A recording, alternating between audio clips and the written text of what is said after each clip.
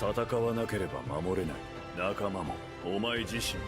自由ってなんて美しく、なんて過酷なんだろう。 I would like to thank everyone who has been watching and supporting my Promised Neverland review series because I really enjoy this show, and I always seem to forget because the people I seem to attract, whether you're subscribed to my channel or you aren't subscribed to my channel, there always has to be those people that just has to enjoy watching the world burn. And what I mean by that is spoilers. If you're a manga reader and you hear me, an anime only, speculating on what could potentially happen in this story, keep it to yourself. Don't blatantly spoil the story for anime onlys. I don't know what you get out of it. Now, I deleted the comment on my last week's video, and if what he said is true, then I think this is gonna be some like Promised Neverland Avengers Endgame type of like mic drop spoiler.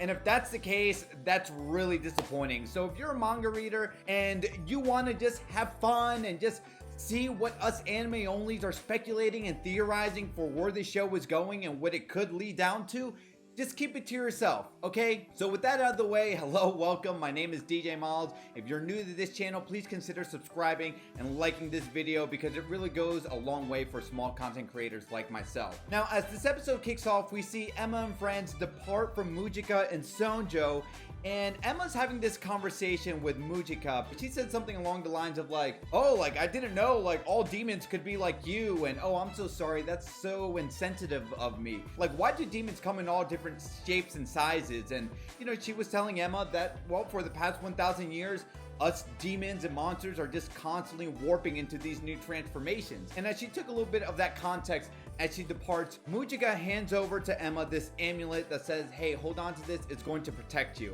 And now, if we know anything with anime, it's not an amulet that's a good luck charm. We know this amulet is going to come and protect Emma and everyone else at some point sooner or later. So what do you think it is? I think much like the pen that we've seen so far in this season, it's just another piece to the puzzle that might be something that William Minerva maybe handed to Mujika somehow, or just, again, a very valuable asset that maybe monsters use to communicate with one another. That might be some sort of a shortcut that could help out Emma and friends escape wherever they're at. So that's what I think about that. What was the most head-scratching moment for me in this episode was when Sonju was telling Mujika, you've become friendly with these people, and you know, I guess that's a good thing, but for the sake of our religion, I want to let you know I didn't eat them, but guess what? Now that these children are out of the farm and now they're living in a natural state, generations from now, I'm going to assume when they reproduce, now there's going to be humans out on the hunt. Our religion says nothing about hunting for prey, and because these are high valuable fresh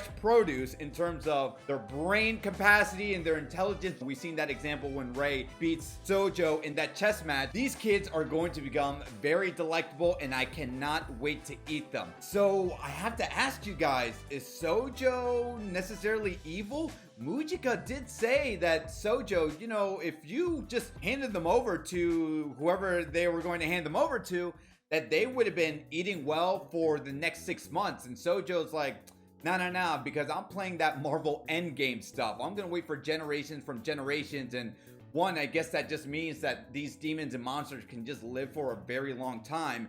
But more importantly, that was his ulterior motive. So he can just really relish in the hunt of what it is to be a true monster. So I'm curious to know what you guys think. Is Sonju necessarily evil? I mean, he did help out Emma and friends. Or is there, again, another ulterior motive? Maybe it's a bad analogy, but think like Hisoka from Hunter x Hunter waiting for Gon to just get so much more stronger. Why enjoy the prey that you see in front of you now when you know in the future they can become that much more savory for whatever weird moment that you and I might be thinking about? In any case, let's go ahead and talk about the second half of this episode, because while Emma and friends were lost, they pull up that hologram and they're like, oh, this is where we need to go, and they find the shelter. And what's so fascinating about this shelter is so massively detailed in terms of like the infrastructure, the agriculture. William Minerva left this soil so the kids can like grow and produce vegetables and fruits. He even went that far out in terms of getting like a water system going. There's a moment in the episode where all the kids, they're in that hot tub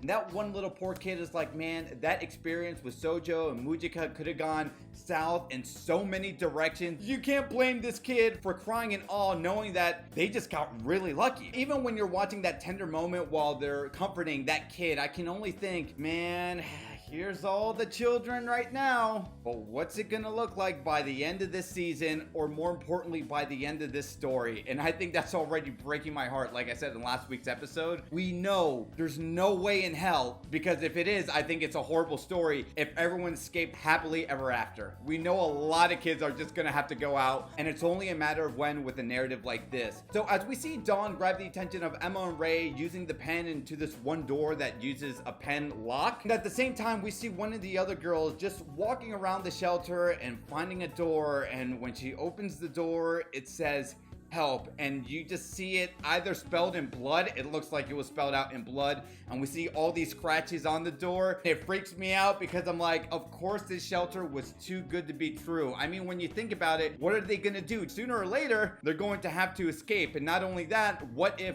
one of the monsters just breaks into that shelter? It looks like monsters have clearly been in that shelter in the past, or William Minerva isn't someone to trust, because now when we go back to Emma's side, we see Emma going into this room where there's nothing but a telephone, and when she picks it up, who is it? William Minerva, and that is how the episode ends. So, The Promised Neverland definitely keeping that suspenseful tension that I love so much with season 1 despite them leaving the farm. And how long can they keep up with that momentum?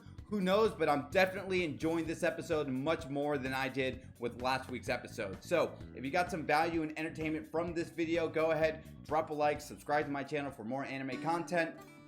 My name is DJ Miles, and as I always say, to be continued, take care.